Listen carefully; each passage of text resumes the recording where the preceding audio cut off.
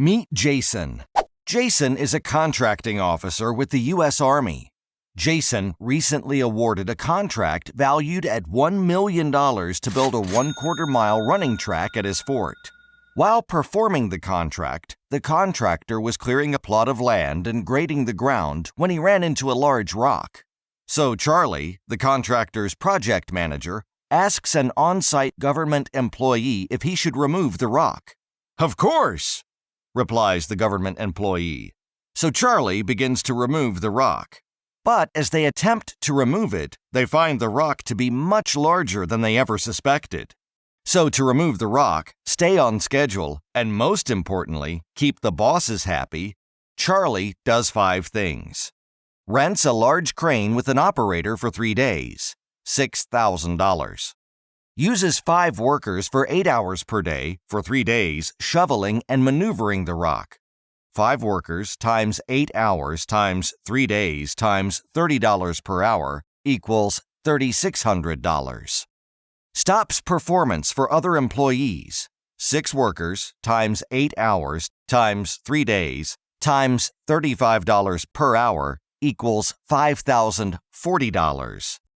Decides to fly his cousin Ramon in from Italy. Ramon is a world-renowned rock removal expert.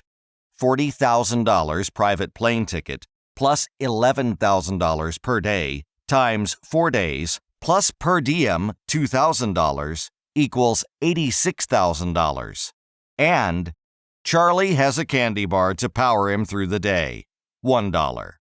Total equals $100,641.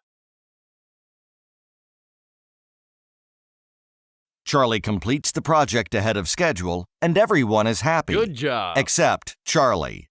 The extra $100,641 spent removing the rock wasn't outlined in the contract, and Charlie considers it uncompensated work. So Charlie would like to be reimbursed the money he spent removing the rock for the government. So Charlie asks Jason if he could reimburse the extra $100,641 spent on removing the rock, and Jason says, "I didn't approve that." This is an example of a situation within the contracting competency of managing contract disputes and appeals, which is the topic of this training series. Contract disputes and appeals may arise from a disagreement between the government and a contractor in regards to the terms and conditions of a contract, like what just happened between Jason and Charlie. In general, contract disputes involve issues that develop over time and entail a series of actions by both the contractor and government personnel. Types of contracts subject to contract disputes and appeals and related regulations include 1.